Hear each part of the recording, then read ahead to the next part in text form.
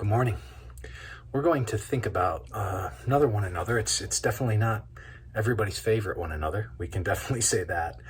This comes from Ephesians chapter 5, verse 21. Let's just start in verse 20. Giving thanks always and for everything to God the Father in the name of our Lord Jesus Christ, submitting to one another out of reverence for Christ. Now, the key, as in a lot of these, is that prepositional phrase that gives impetus to an explanation to and a sort of thrust to doing the one another. We're to be calibrated by our regard for Jesus, and because of our regard for Jesus, we then regard horizontally others with a kind of respect, and that respect ends up leading to a submission. Submission. Just think about the term. You have a mission, something you want to do, something you want to accomplish.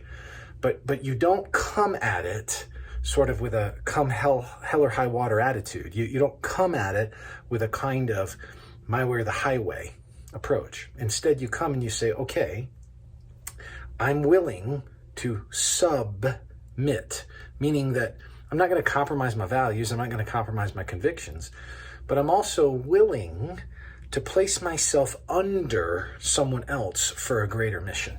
I'll submit in that way, submission. And interestingly, in the context, it flowers itself out. It's like a subject heading. It flowers itself out in 3 primary relationships. So 2 domestic, 1 civil. You have this domestic relationship of a husband and a wife, where the wife is to submit to her husband. Husband is to sacrificially love her. Sometimes that's going to mean that the husband alters the mission because of his wife in different ways. I remember years ago, Chuck Swindoll used to call his wife my great distraction, meaning he could just go hard this direction. But his wife, he had to care for her. He had to bring her, and he had to sometimes alter things. And that was perfectly the right thing to do in God's sovereign plan. If you're married, you don't get to live like you're single. You need to live like you're married. A wife is to submit, place her mission under that of her husband, submission.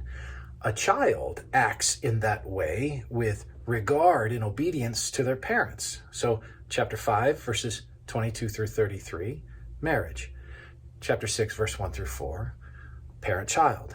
Chapter 6, verse 5 through 9, slave-master in the ancient world. And there's kind of parallels a little bit to how we function in civil society in terms of employment to some degree. But you get the idea that the text is saying in verse 21, submitting to one another out of reverence for Christ. And now it's going to show you the spheres that injunction ends up operating. For us this morning, know this. You submit out of what? High regard for the person. No, that's not what the text says. You submit because you're afraid of the person. No. You submit because they got you under the thumb. Nope. You submit out of reverence for Christ. The ability to submission shows that you revere Jesus and you're okay because you're safe with him. You trust him. There's no fear with him. May the Lord bless you as you and I learn to submit one to another.